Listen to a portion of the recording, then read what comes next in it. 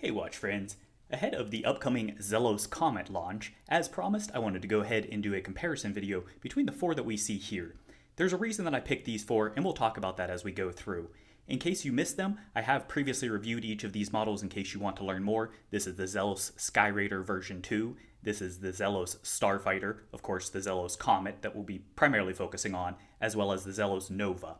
So for each of these, I wanted to pick these two in particular for comparisons. They're the closest that I have in coloration to get an accurate depiction because dial color does vary. Unfortunately for the Skyraider, this is the worst comparison I could have here, but unfortunately I no longer have any of the standard dial. I sold my blue meteorite a while back to fund some other purchases to keep the channel going. That being said, we'll have this as a stand-in to give at least an idea of it. That being said, I wanted to first focus on the Starfighter here. I previously, in case you did see that review, or I guess if you didn't see that review, I posited that this was effectively the love child of a Skyraider, as well as an earlier model, the ZX. I would now put forward that the Comet is actually the love child of this Starfighter here, as well as the Nova. And we'll get into the reasons for that why in the comparisons that I make. Though all of these I really do think share a DNA, and it's not just the Zelos design language, but we'll look at different highlights and attributes as we go through. So first, I wanted to at least touch upon the basic specifications. Again, there are full reviews available, but we'll hit some of the basics right off the bat. For case size, I have these in order of case size. So you have the Nova is coming in at 38.2 millimeters. You have the Comet at 39, the Starfighter at 41, and the Skyraider at 42 millimeters. So again, in order of sizing there. As far as the lugs, those similarly, as you'd expect for the smaller case sizes, these two are going to have 20 millimeters, these two are going to have 22 millimeter lugs. So both are standard, or both pairings are standard sizing there. As far as the lug to lug, on the Nova, it's going to be coming in at on Nova, it is 44 millimeters. I have my notes mixed up here. 44.6 on the Comet, so just roughly a half a millimeter longer. On the Starfighter, 48 millimeters, and then the Skyraider, 48.5. So they're fairly similar as far as sizing. All of them are pretty wrist versatile. Thickness is where things start to mix up, and we'll look at this from the different angles as well. But let's go ahead and first take a quick peek at this. So the Comet, as I already talked about, is coming in very svelte. It's only 9.6 millimeters. But that being said, the Nova, including the crystal, is only 8.75, so it's even thinner than the Comet, but both of them, though, very thin packaging. The Starfighter bumps that up significantly. This is the thickest of the bunch, coming in at 13 millimeters, including the crystal. And then the Skyraider is right smack dab in the middle. This is coming in at 10.7 millimeters. Look at that little boo-boo on the side there. That one's depressing. All right, so that being said, sizing-wise, you can see that these really kind of run the map. These, I think, overall packaging, as I talked about before, and we'll get into this more, but the Comet, I think, is right smack dab in between. There's a lot of similarities between these two, but then sizing similarities between the Nova. As far as water resistance, these are actually, surprisingly, the Nova is coming in at 100 meters or 10 atmospheres. The rest of them are going to be 50 meters or 5 atmospheres. So these are standard. This one, even though it's the smallest, actually has the highest water resistance. As far as the movements, these three are going to each feature ETA movements. You have a 7001. You have on the Starfighter, you have a 2894, which is a derivative of the 2892, but with a chrono function, as you can see, the bi-compacts configuration. And then this has a ETA 6498 versus the Comet with having a Sellita SW215. As far as the mechanisms in those, this one is the outlier in that it is the only one that features an automatic movement. The rest of these three are going to be manual wind movements, but there are differences.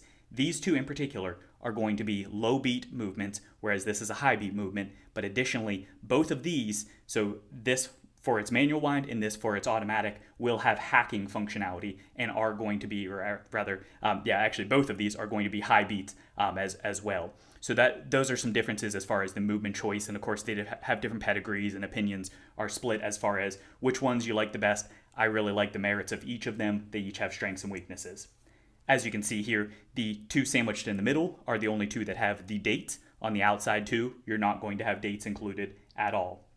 As far as the weights, I wanted to go ahead and standardize. First, as you can see visual, these are all four pictured on aftermarket straps. I wanted to do that for visual consistency because, as we'll talk about, this is the only one that does not feature a bracelet option. Each of these three actually came standard. This came with a titanium bracelet, this came with a stainless steel, and then stainless steel bracelet here as well, different styles of course, but you can see those in the full review as far as the details. So I wanted to go ahead and measure these though as head only. Unfortunately, I don't have a weight for the Skyraider as head only. That being said, this is both a larger size as well as it's a titanium.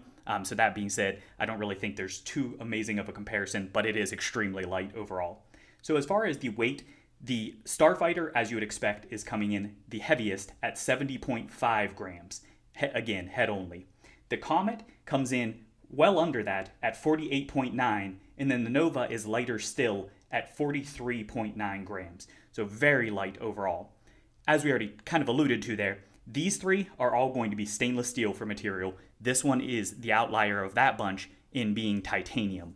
However, there is further with the Starfighter, this is actually a coated stainless steel, whereas this is uncoated titanium, hence that little scuff on the side there. But that being said, these three I think are the closest comparison. So now that we have those basics out of the way, I'm going to largely put the Skyraider off to the side here, since that's not as good of a comparison and we can focus a little more. And I say that based on that specific dial variant. I think the others actually have a lot more comparison to glean from them. So now let's go ahead and dive a little deeper into the watch itself and see why I put these the way that I do in terms of lineup, how they actually compare with each other, and what the similarities and differences are. I will say right off the bat, while I think there's inspiration for each of these that carries from the respective other pieces, each of these, in my opinion, completely stands on their own and fits great in a collection, hence why I'm happy to have all of them.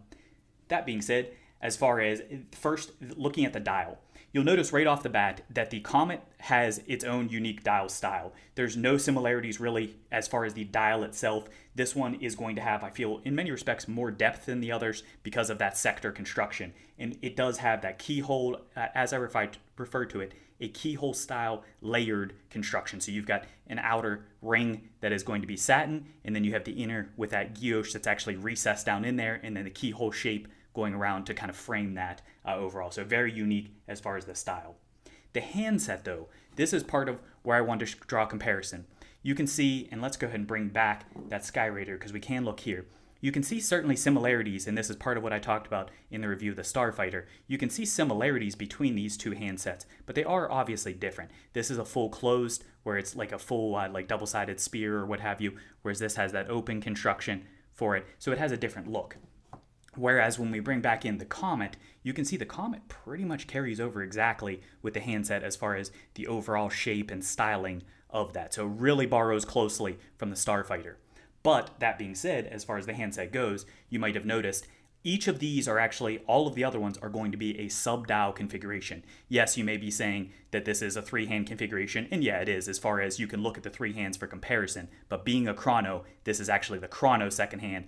The moving second hand as far as the three-hand configuration is this sub-dial here on the right, so for your primary second. So this is going to be the only one, the bunch, that's a more traditional three-hand configuration, and then of course the Starfighter and Nova being a sub-dial configuration, so a very different look and layout as far as that. Obviously this is a sub-dial too, but bi-compacts, so you get where I'm going with it.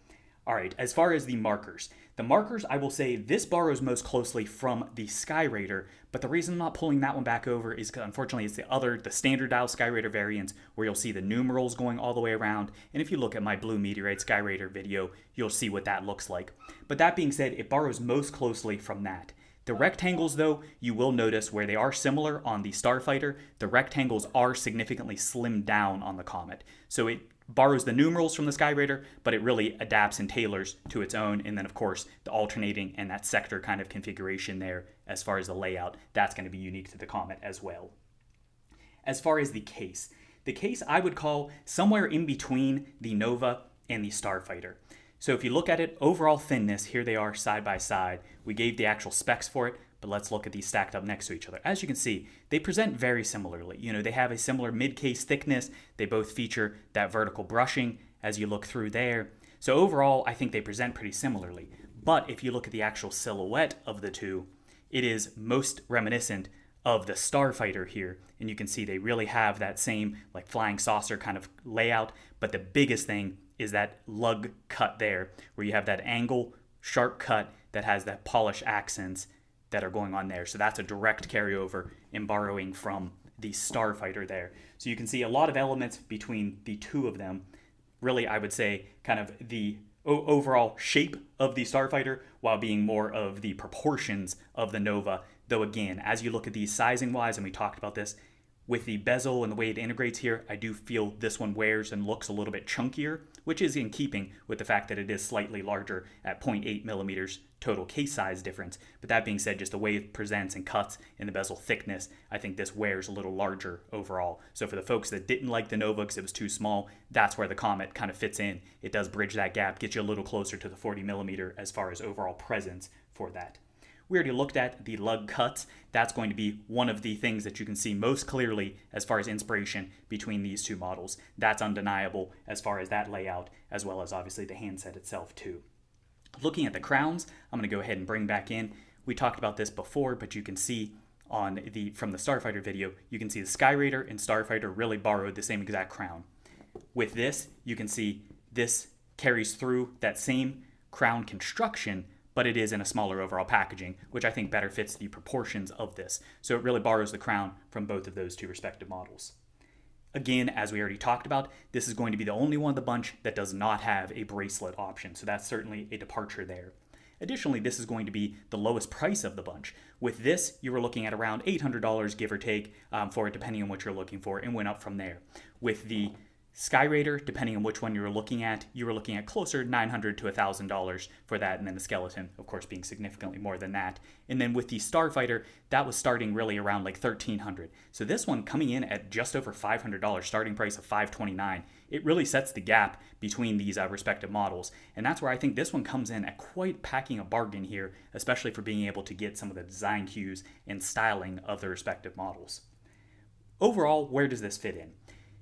To me, the Comet, we've talked some of the styling pieces. Each of these, they're going to have exhibition case backs, as we have seen in the past. On here, you can see, of course, a different execution. The 7001 is going to be the smallest exhibition window, a larger exhibition window similar to the 2894 here, but of course with a rotor versus these being manual wind configurations. So a very different look for those two. And I've got to pull in that Starfighter, or Skyraider rather, just because that's such a cool movement there. But that being said, you're going to see a lot of similarities between these, but they really, as you see them sitting here, are just completely different styles and models overall, despite the commonalities that they have. And what I will say, to me, kind of how I pull all of these and how I stack this as far as the layout and configuration is beyond, obviously, the visual differences and some of the specs that we've talked about.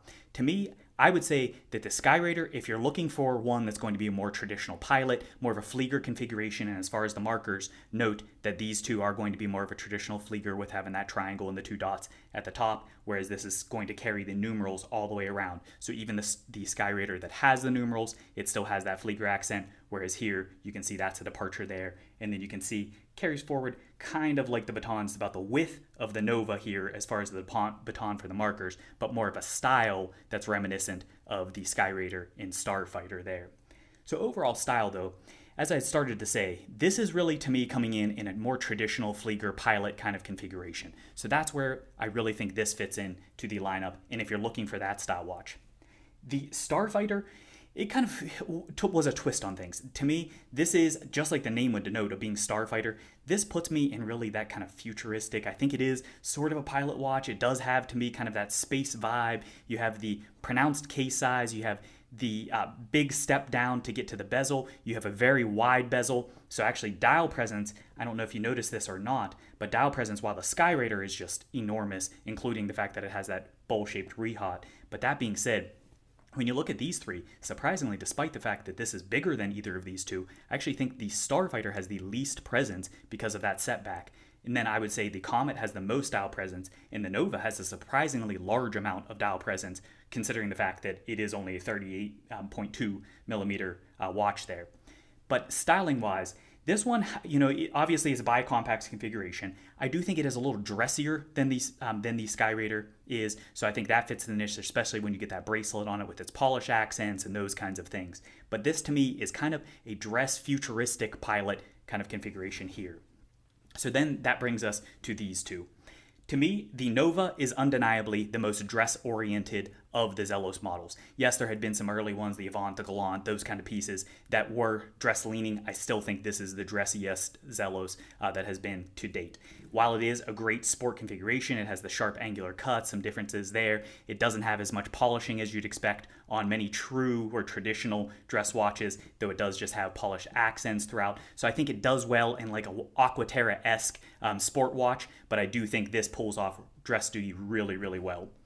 As far as the Comet really, to me, this is where I think the whole baby aspect comes into play. This is smack dab in the middle in so many respects. Smack dab in the middle for sizing, smack dab in the middle for sizing, smack dab in the middle when it comes to the overall styling as far as the use case for this. To me, this isn't as dressy as the Nova is. I think it's a little more casually leaning. That being said, it is more of a slim packaging. It is a smaller overall case proportion. Those kinds of things that give it a little more of a dress leaning than the Starfighter, even though I still think this is pretty dressy for its style. So fundamentally, as you can see, you've got 4 great watches here in the Zelos lineup. These are actually 4 of my favorite models. These are ones that see some of the most wrist time of any of mine, which I have a pretty large Zelos collection at this point. But that being said, I don't think you can go wrong with any of these, depending on what your style is. So ahead of the Comet launch, which obviously is going to be the most accessible because that one's not yet out. These others, you'd probably have to get either aftermarket or from a dealer if they're still available.